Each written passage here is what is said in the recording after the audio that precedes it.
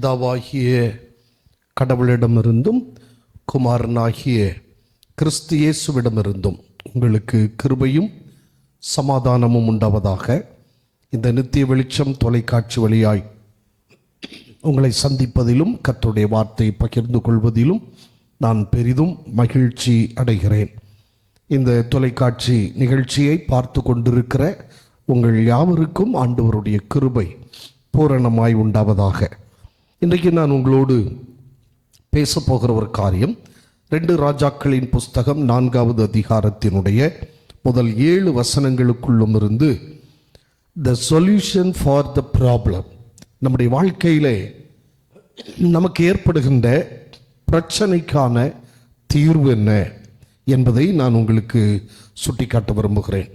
பிரச்சனை இல்லாத மனிதர்கள் யாரும் இல்லை. வாழ்க்கையிலே தேவையில்லாத மனிதர்கள் யாரும் இல்லை. எல்லாருக்கும் தேவைகள் உண்டு. எல்லாருடைய வாழ்விலும் பிரச்சனைகள் உண்டு, போராட்டங்கள் உண்டு, பாடுகள் உண்டு, நெருக்கங்கள் உண்டு. இயேசுநாதர் சொல்லுகிற போது உலகத்தில் உங்களுக்கு உபத்திரவம் உண்டு என்று சொன்னார். யோவான் சுவிசேஷம் 16வது அதிகாரத்தினுடைய கடைசி வசனத்தை நாம் படித்தோமானால் நாம் அதை அப்படி நாம் காண முடியும். உலகத்தில் உங்களுக்கு உபத்திரவங்கள் உண்டு, ஆனாலும் நீங்கள் திடன் கொள்ளுங்கள், நான் உலகத்தை ஜெயித்தேன் என்று இயேசுநாதர் சொன்னதை நாம் அங்கே படிக்கிறோம். ஆகவே இந்த உலகத்திலே பாடுகள் இல்லாத, வருத்தம் இல்லாத, நெருக்கங்கள் இல்லாத, தேவைகள் இல்லாத மனிதன் யாருமே இருக்க முடியாது. எத்தனை அதிகமாய் அவன் வருவாயை ஈட்டினாலும், எத்தனை அதிகமாய் சம்பளம் வாங்கினாலும் அவனுடைய வாழ்க்கையிலும் சில தேவைகள் இருக்கத்தான் செய்யும் என்பதை நாம் கண்கூடாய் நாம் பார்க்க முடியும், கேட்டு அறிய முடியும். ஆகவே ப்ராப்ளம், அந்த பிரச்சனை எல்லாருடைய வாழ்க்கையிலும் இருக்கிறது. இங்கே தீர்க்கதரிசிகளுடைய புத்திரரில் ஒருவனுக்கு மனைவியாயிருந்த ஒரு ஸ்திரீ எலிசாவை பார்த்து சொல்லுகிற ஒரு காரியம். இவள் யார்? தீர்க்கதரிசிகளுடைய புத்திரரில் ஒருவனுக்கு மனைவியாக இருந்தவள்.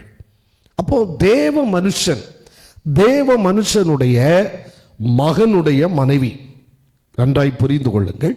ஒரு தேவ மனுஷனுடைய மகனுடைய மனைவி, அவளுக்கும் ஒரு பிரச்சனை இருந்தது. என்ன பிரச்சனை என்றால், அவளுடைய புருஷன் இறந்து போகிறான். அவன் கடன் வாங்கியிருந்தான். கடன் கொடுத்தவன் இப்பொழுது அவளுடைய 2 குமாரர்களையும் தனக்கு அடிமைகள் ஆக்கி கொள்ளும்படி அவன் வருகிறான். இங்கே நாம் ஒன்றை நாம் புரிந்து கொள்கிறோம். கடன் பெற்றவன், கடன் கொடுத்தவன். கடன் கொடுத்தவர்கள் இன்றைக்கு வட்டி விகிதம் பல விதங்களிலே இன்றைக்கு வாங்கப்படுகிறதை நாம் அறிகிறோம். பிளேடு வட்டி, கந்து வட்டி, என்னெல்லாமோ சொல்லுகிறார்கள். இந்த வட்டி விகிதம் அப்படி அநியாயமாய் வாங்குகிறவர்கள் இன்றைக்கு உண்டு. இப்படி கொஞ்சம் பொருளை அல்லது கொஞ்சம் காசு கொடுத்து விட்டு வட்டி இல்லை பணம் திருப்பி தரவில்லை என்று சொல்லி நிலத்தை அபகரிப்பதும், அவர்களிடத்தில் இருக்கிறதை பிடுங்கிக் கொள்வதும் இன்றைக்கு சர்வசாதாரணமாக நடைபெறுகிற ஒன்று. ஆண்டவர் இஸ்ரவேல் மக்களுக்கு சில கற்பனைகளை அவர் சொல்லும்போது லேவியராகமம் 25வது அதிகாரத்திலே 39 முதல் இருக்கிற அந்த பகுதியிலே ஒரு காரியத்தை அவர் சொல்லுகிறார். உன் சகோதரன் அவன் ஏழையானால் அவனை அடிமையாக்காதே. அவன் ஏழையானால், ஏழையாய் உன்னிடத்தில் அவன் வரும்போது, ஒருவேளை உன்னிடத்தில் அவன் கடன் பட்டிருந்தால் நீ அவனை அடிமையாக்காதே என்று ஆண்டவர் அங்கே சொல்லி இருக்கிறார். லேவியராகமம் 25வது அதிகாரத்தினுடைய 39வது வசனத்தை நாம் படித்தால் அங்கே நாம் காண முடியும். ஆனால் இங்கே இந்த பெண் சொல்லுகிறாள், கடன் கொடுத்தவன் என் 2 குமாரரையும் தனக்கு அடிமைகளாக்கி கொள்ள வந்தான் என்று இங்கே சொல்லுகிறதை நாம் படிக்கிறோம். அப்போ கடன் பிரச்சனை ஒருவேளை இன்றைக்கு எண்ணலாம், கடன் இருக்கிறவன் அவன் தேவ மனுஷன் இல்லை. அப்படி இன்றைக்கு பலர் இன்றைக்கு பேசிக்கொள்ளுகிறார்கள், பேசிக்கொண்டிருக்கிறார்கள். இங்கே இவர்கள் தேவ மனுஷர்கள் இல்லையா? தீர்க்கதரிசிகளுடைய புத்திரரில் ஒருவனுக்கு மனைவியாயிருந்தவள் வந்து சொல்லுகிறாள். ஒன்று இதிலே தெரிகிறது என்னவென்றால், அன்றைக்கு இருந்த தீர்க்கதரிசிகள் எளிமையாய் வாழ்ந்தார்கள். எளிமையாய் வாழ்ந்தார்கள். அன்றைக்கு எனக்கு தீர்க்க தரிசனம் வரம் இருக்கிறது என்று சொல்லி மக்களிடத்திலிருந்து பிடுங்கி வாழவில்லை. ஆகவே தீர்க்கதரிசிகள் அன்றைக்கு ஒரு மிதமான ஒரு வாழ்க்கை, எளிமையான ஒரு வாழ்க்கை வாழ்ந்து கொண்டிருந்தபடியினாலே அவர்கள் வாழ்விலும் சில பிரச்சனை இருந்தது, கடன் பிரச்சனை இருந்தது. இன்றைக்கு தீர்க்கதரிசிகள் என்ற பெயரிலே அல்லது போதகர்கள் என்ற பெயரிலே, ஊழியக்காரர்கள் என்ற பெயரிலே கர்த்தர் எனக்கு சொன்னார் என்று சொல்லி பொய்யாய் சொல்லி மக்களிடத்திலிருந்து பிடித்து பறிக்கிற கூட்டம் ஏராளம் இருக்கிறது. அவர்கள் சொல்லுவார்கள், அது கடன் வாங்கினால், அது கடன் இருந்தால் நீ கர்த்தருடைய பிள்ளை இல்லையே. கடன் வாங்கக்கூடாது, அது உண்மைதான். ஆனால் வாழ்க்கை போராட்டம், அந்த வாழ்க்கை போராட்டத்திலே ஏதோ இந்த சூழல் வந்து விடுகிறதை இந்த பகுதி நமக்கு சொல்லுகிறது. பிரச்சனை பெரிதாகிவிட்டது. என்ன பெரிதாகிவிட்டது? கடன் கொடுத்தவன் 2 குமாரரையும் அடிமைகள் ஆக்கும்படி வந்திருக்கிறான். பழைய ஏற்பாட்டினுடைய பிரமாணத்தின்படி அல்லது ஆண்டவர் சொன்ன வார்த்தையின்படி பிள்ளைகள் கடவுள் கொடுத்த சுதந்திரம், பிள்ளைகள் கடவுள் கொடுத்த சுதந்திரம், அதை யாருமே அடிமைகள் ஆக்குவதற்கு அவர்கள் மனப்பூர்வமாய் அவர்கள் ஏற்றுக்கொள்வதில்லை அல்லது ஒப்புக்கொள்வதில்லை. இந்த சுதந்திரத்தை பறிப்பதற்கு இங்கே கடன் கொடுத்தவன் துணிகிறான். இதுதான் சூழ்நிலை. சுதந்திரத்தை பறிக்க அவன் முயலுகிறான். இந்த 2 பேரை அடிமைகளாக்கி விட்டால் இந்த பெண் விதவை பெண், இவளுக்கு வேறு ஒரு ஆதாரமும் இல்லை. இந்த 2 பிள்ளைகள் தான் அவளுடைய ஆதாரம். அவளுடைய வாழ்வுக்கு வேறு வழி இல்லை. இப்படிப்பட்ட சூழ்நிலையில் இவர்களை அடிமைகள் ஆக்கிவிட்டால் அந்த பெண்ணுடைய வாழ்க்கை என்ன? எப்படி அவள் வாழ முடியும்? அவள் எலிசாவிடத்திலே போகிறாள்.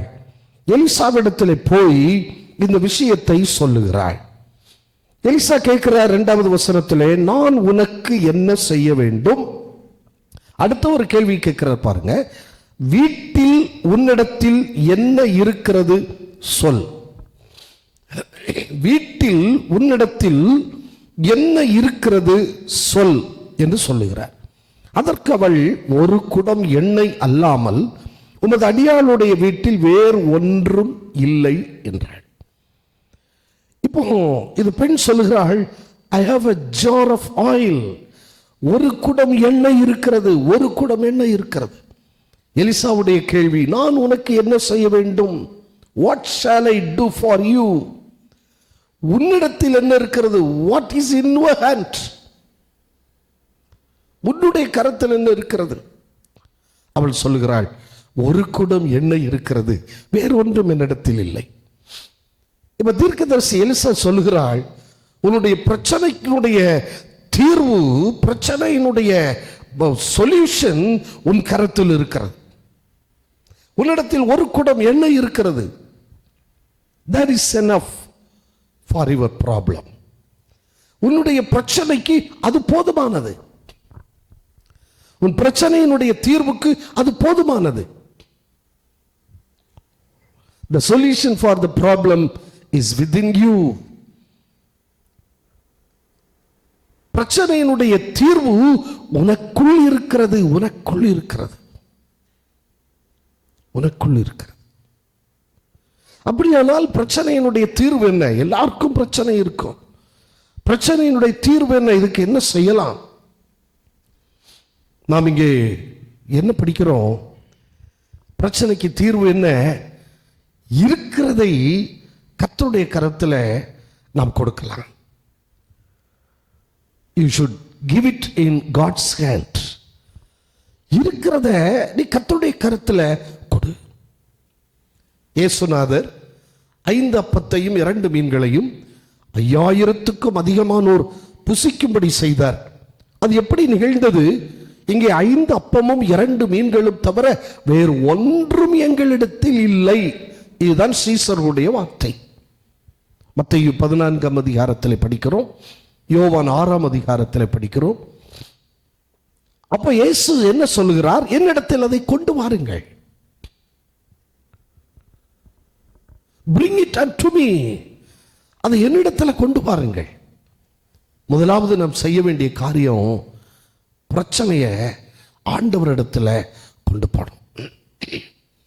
இந்த பெண் இந்த பிரச்சனையை தீர்க்கதரிசியின் இடத்துல, எலிசாவிடத்துல கொண்டு போனா.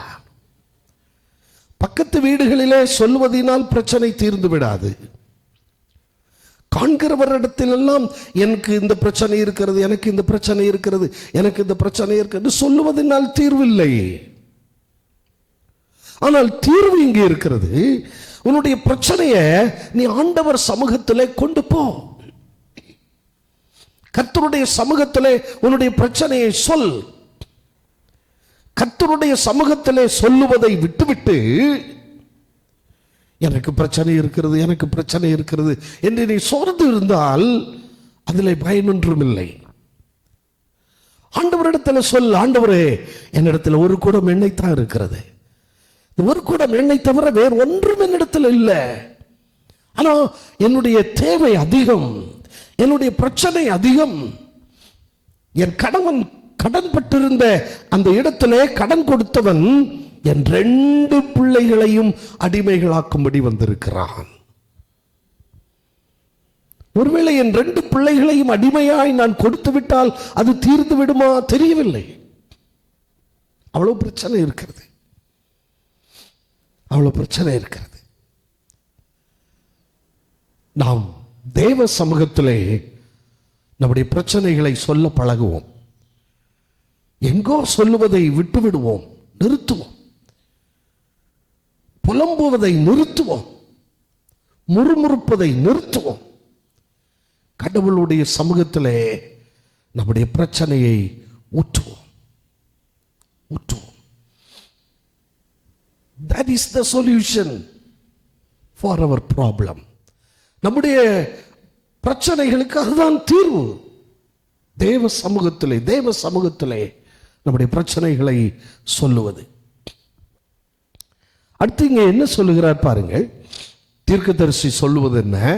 3ஆம் 4ஆம் வார்த்தைகளை நாம் படிக்கிற போது, அப்பொழுது அவன், அதாவது எலிசா, நீ போய் உன்னுடைய அயல் வீட்டுக்காரர் எல்லாரிடத்திலும் அநேகம் வெறும் பாத்திரங்களை கேட்டு வாங்கி உள்ளே போய் உன் பிள்ளைகளுடன் உள்ளே நின்று கதவை பூட்டி அந்த பாத்திரங்கள் எல்லாவற்றிலும் வார்த்து நிறைந்ததை ஒரு பக்கத்தில் வை என்று சொல்லுகிறார். அடுத்து இந்த பெண்ணிடத்திலே அந்த எலிசா சொல்லுகிற முக்கியமான ஒரு காரியம் என்னவென்றால், நீ செய்ய வேண்டிய ஒரு காரியம் இருக்கிறது. வெறும் பாத்திரங்களை உன் அயலகத்தாரிடத்திலே கேட்டு வாங்கு. அந்த வெறும் பாத்திரங்களை எல்லாம் நீ நிரப்பு. இந்த வெறும் பாத்திரங்களை நீ நிரப்ப நிரப்ப நிரப்ப, அப்படி நிரம்பினதை ஒரு பக்கத்தில் சேர்த்து வை, ஒரு பக்கத்தில் சேர்த்து வை. ஏராளம் இன்னைக்கு வெறும் பாத்திரங்கள் இருக்கிறது. இங்கே சொல்லுகிறார், உன் அயலகத்தாரிடத்துல போ, அயல் வீட்டுக்காரிடத்துல போ, எல்லாரிடத்திலும் அநேக வெறும் பாத்திரங்களை கேட்டு வாங்கு.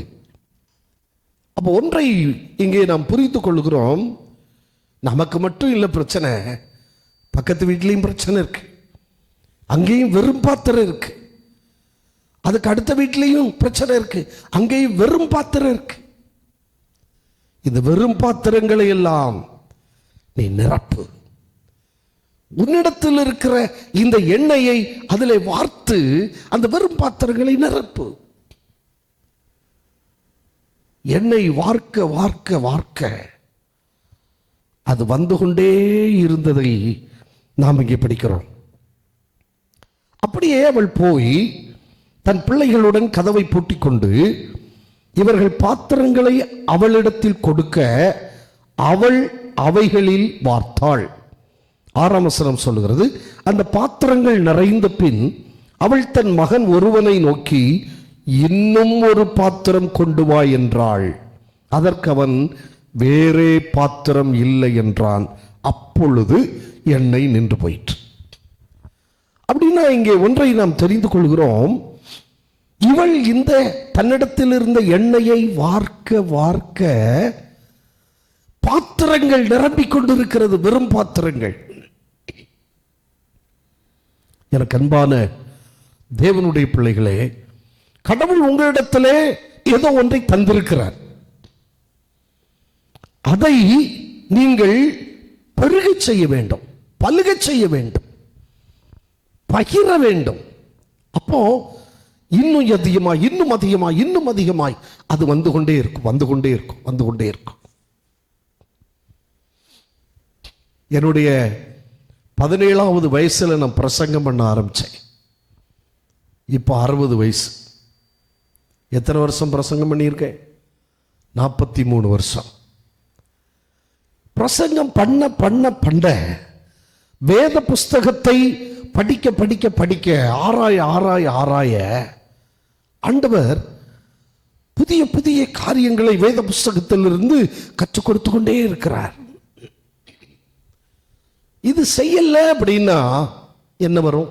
நான் சந்திக்கிற சபைகளிலே நன்றாய் படித்தவர்கள் இருக்கிறார்கள், ஆனா பைபிளை தப்பில்லாம படிக்க தெரியாது. எம்ஏ படிச்சிருப்பாங்க, எம்ஃபில் படிச்சிருப்பாங்க, பைபிளை தப்பில்லாம படிக்க தெரியாது. தடர்வாங்க, பைபிள் படிக்கிறதுக்கு தடர்வாங்க. ஏன்? ஊழியம் செய்கிறவர்களே அநேகர் ரொம்ப சிம்பிளா தப்பிக்கொள்வாங்க. எப்படி தெரியுமா? பாஸ்டர், நான் கண்ணாடி எடுத்துட்டு வரல, கொஞ்சம் வாசிக்கிறதுக்கு ப்ராப்ளம்.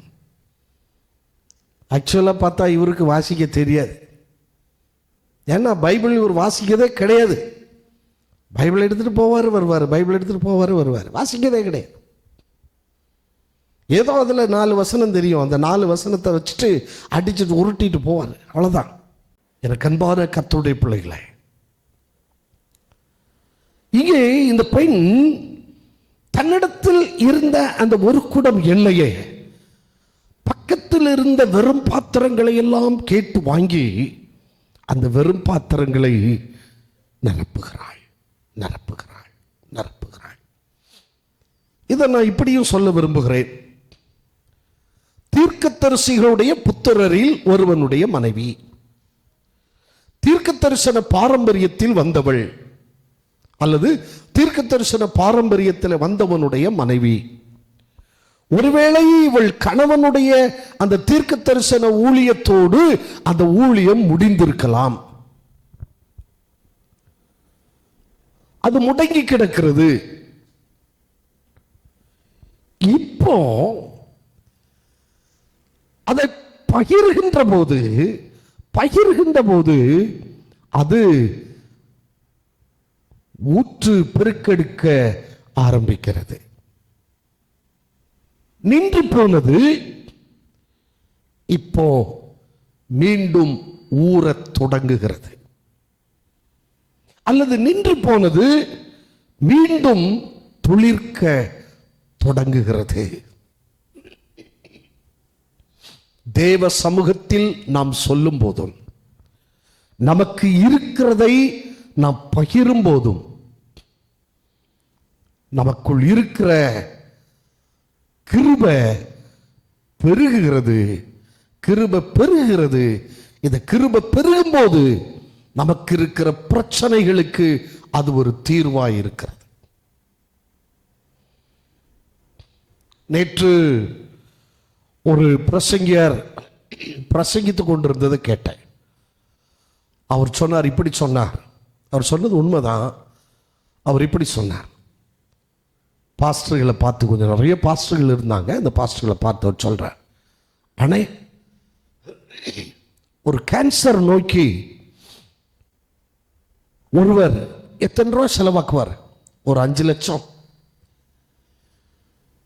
அந்த வீட்டில் நீ போய் ஜாம் பண்ணி சொகம் ஆயிட்டுன்னா உனக்கு ஒரு 1,00,000 ரூபா கொடுப்பாங்களா? அந்த 1,00,000 ரூபாய்க்கு நீ ஒரு இடத்த வாங்க.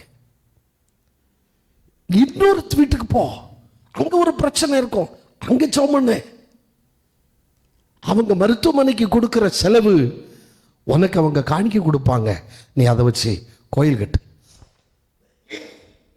நீ பெருகுவாய், நீ வளருவாய். அவர் சிம்பிளா சொல்லிட்டு இருந்தார். எனக்கு அன்பான கர்த்தருடைய பிள்ளைகளே, இந்த பெண்மணியின் இடத்துல ஒரு குடம் எண்ணெய் இருக்கிறது. ஒண்ணுமே கம்ப்ளீட்டா இல்லாம இல்லை, இருக்கு. தீர்க்கதரிசி கொஞ்சம் கைட் பண்றாரு, அவளுக்கு ஒரு சின்ன ஆலோசனை சொல்றாரு. உன்னிடத்துல இருக்கிறத நீ என்ன செய், வெறும் பாத்திரங்களில் வார்த்து வை. பக்கத்துல எல்லாம் வெறும் பாத்திரங்களை கேட்டு வாங்கு, அந்த வெறும் பாத்திரங்களில் வார்த்து வை. நிறைந்ததை ஒரு இடத்துல ஒதுக்கி வை. அவள் அப்படியே செய்கிறாள். பாத்திரங்கள் எல்லாம் நிரம்புகிறது, வெறும் பாத்திரங்கள் எல்லாம் நிரம்புகிறது. அவளுக்குள் இருந்த ஒரு குடம் எண்ணெய் இப்பொழுது எத்தனையோ குடங்களாக மாறிவிட்டது. இப்ப சொல்றாரு தீர்க்கதரிசி எலிசா, அவள் போய் தேவனுடைய மனுஷனுக்கு அதை அறிவித்தாள்.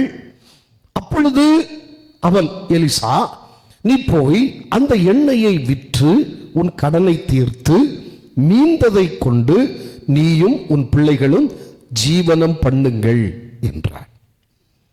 இப்ப என்ன சொல்றாரு? நீ வார்த்து வைத்த அந்த குடங்கள் நிரம்பி இருக்கிறது அல்லவா, இப்ப கொண்டு போய் அதை விற்பனை செய். அது அப்படியே வை அப்படின்னு சொல்லல, விற்பனை செய்.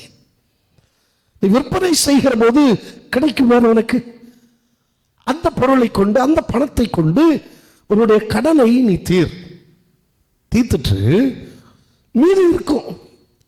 அந்த மீதியை கொண்டு நீயும் உன் பிள்ளைகளும் ஜீவனம் பண்ணுங்கள் என்று சொல்லுகிறார். அருமையான ஒரு ஆலோசனை. இதிலே முக்கியமாக நாம் கண்டுகொள்ள வேண்டிய ஒரு காரியம் என்ன தெரியுமா? எனக்கு பிரச்சனை இருக்கிறது, போராட்டம் இருக்கிறது, தேவை இருக்கிறது, நான் கஷ்டப்படுகிறேன், நான் நெருக்கப்படுகிறேன், எனக்கு உதவி செய்வார் யாரும் இல்லைன்னு சொல்லி முடங்கி போக வேண்டிய அவசியம் இல்லை. எங்கோ சொல்லி புலம்ப வேண்டிய அவசியம் இல்லை, முறுமுறுக்க வேண்டிய அவசியமும் இல்லை. என்னிடத்தில் ஒரு குடம் என்ன இருக்கு? நான் முதலாவது என்னுடைய பிரச்சனையை தேவ சமூகத்தில் நான் சொல்றேன், தேவ சமூகத்தில் நான் வைக்கிறேன். என் பக்கத்தில் இன்னும் நிறைய வெறும் பாத்திரங்கள் இருக்கு, அண்டை வீடுகளில் வெறும் பாத்திரங்கள் இருக்கு. இந்த வெறும் பாத்திரங்களை எல்லாம் நிரப்ப வேண்டியது என்னுடைய கடமை. அந்த வெறும் பாத்திரங்களை எல்லாம் நிரப்ப நிரப்ப நிரப்ப நிரப்ப என்னுடைய தேவை சந்திக்கப்படுகிறது. இதுதான் தீர்க்கதரிசி எலிசா சொல்லிக் கொடுத்த சிம்பிளான ஒரு ஆலோசனை. The solution for the problem. பிரச்சனைக்கான தீர்வு அது நம்மிடத்தில் இருக்கிறது. எங்கோ ஓடி தேட வேண்டிய அவசியம் இல்லை. எனக்கு என்ன பிரச்சனை, இந்த பிரச்சனைக்கான தீர்வு என்னிடத்தில் இருக்கு. நான் தேவ சமூகத்திலே நான் வரணும், ஆண்டவரிடத்தில் சொல்லணும், எனக்கு இருக்கிறது ஆண்டவருடைய கரத்தில் கொடுக்கணும். ஆண்டவரே, எனக்கு இவ்வளவுதான் செய்ய முடியும்ப்பா, என் படிப்பு இவ்வளவுதான், எனக்கு தெரிந்தது இவ்வளவுதான், இதுக்கு மேல எனக்கு தெரியாது. ஆனா நீர் என்ன பயன்படுத்தினால் அது உமால் ஆகும். தேவ சமூகத்தில் நம்ம சொல்லும் போது கர்த்தர் நம்மை பயன்படுத்துவார். எனக்கு அன்பான ஆண்டவருடைய பிள்ளைகளை, நான் என்னுடைய 12வது வகுப்பு படித்து கொண்டிருக்கிற போது நான் ஊழியத்துக்கு வந்துட்டேன். அதுக்கு பிறகு நான் படிக்க போகல. நான் ஊழியம் செய்த இடங்களில் பலரும் என்னை ஒரு விதமாய் குத்தி பேசினார்கள். படிக்காதவன் சொன்னாங்க. ஒரு போதகர், நான் அவருக்கு உதவி போதகராக நான் பணி செய்த அந்த நாட்களில் அவர் சொல்லுவார், எனக்கு முன் ஒன்று வைக்கப்பட்டிருந்தது ஊழியம். ஆனால் நான் கல்லூரி படிப்பை முடித்த பிறகுதான் ஊழியத்திற்கு வந்தேன். கல்லூரி படிப்பை நான் முடிக்காமல் நான் ஊழியத்திற்கு வரவில்லை. வேணும்னே அப்படி குத்தி பேசுவார். ஆண்டவர் அவருடைய பெரிதான கிருபையினால என்னை பல இடங்களுக்கும் கொண்டு போயிருக்கிறார். முழுக்க முழுக்க மலையாளத்தில் பிரசங்கம் பண்ணியிருக்கேன், முழுக்க முழுக்க ஆங்கிலத்தில் பிரசங்கம் பண்ணியிருக்கேன். நான் அடிக்கடி இலங்கை தேசம் சென்று வருவது வழக்கம். அங்கே போகும்போது இலங்கையில் பேசப்படுகிற சிங்கள மொழியும் நான் ஓரளவுக்கு சில இடங்களில் நான் பேச ஆண்டவர் கிருபை தந்திருக்கிறார். நான் எதுக்கு இதை சொல்றேன் அப்படின்னா, ஆண்டவர் பிரச்சனைக்கான தீர்வை நமக்குள்ளே வைத்திருக்கிறார். தேவ சமூகத்திலே நாம் சொல்லும் போது, நமக்குள்ள இருக்கிற கிருபையை நம்ம தூண்டி எழுப்புகிற போது, அதை பகிர்ந்து கொள்ளுகிற போது, நம்முடைய பிரச்சனைக்கான தீர்வு அங்க இருக்கிறது. இந்த பெண், இந்த எலிசா தீர்க்கதரிசி சொன்னபடியே அவள் போய் செய்தாள். தீர்க்கதரிசி சொன்னபடியே போய் செய்தாள். அவருடைய கடன் பாரம் நீங்குவதற்கு ஒரு எளிய வழி ஆண்டவரிடத்திலே சொன்னது, தனக்கு இருந்த ஒரு குடம் எண்ணெயை வெறும் பாத்திரங்களில் வார்த்து வைத்தது. அதை விற்று கடன் தீர்க்கவும் அது போதுமானதாக இருந்தது. அதற்கு பின்னுள்ள வாழ்வுக்கும் அது போதுமானதாக இருந்தது. எனக்கு அன்பான தேவ ஜனமே, ஒருவேளை பிரச்சனையில் நீங்கள் வாடிக்கொண்டிருக்கலாம். ஒன்றை புரிந்து கொள்ளுங்கள், ஆண்டவரிடத்தில் சொல்லுங்க, அவர் உங்களை வாழ்விப்பார். ஆண்டவர் உங்களை ஆசீர்வதிக்க விரும்புகிறவர், அவர் உங்களை வாழ்விக்க விரும்புகிறவர். கண்களை மூடுவோமா? ஆண்டவரே, என் வாழ்க்கையில் பிரச்சனை இருக்குது, கடன் பாரம் இருக்கிறது, தேவை இருக்கிறது, போராட்டம் இருக்கிறது, நான் என்ன செய்யணும்? ஆண்டவரிடத்தில் கேளுங்க, அவர் உங்களுக்கு சொல்லுவார். அதன்படி நீங்கள் செய்யுங்கள். அன்பின் ஆண்டவரே, உம்மிடத்தில் கேட்கிற இந்த மக்களுக்கு ஆண்டவர் கிருபை பாராட்டுவீராக, இரக்கம் செய்வீராக.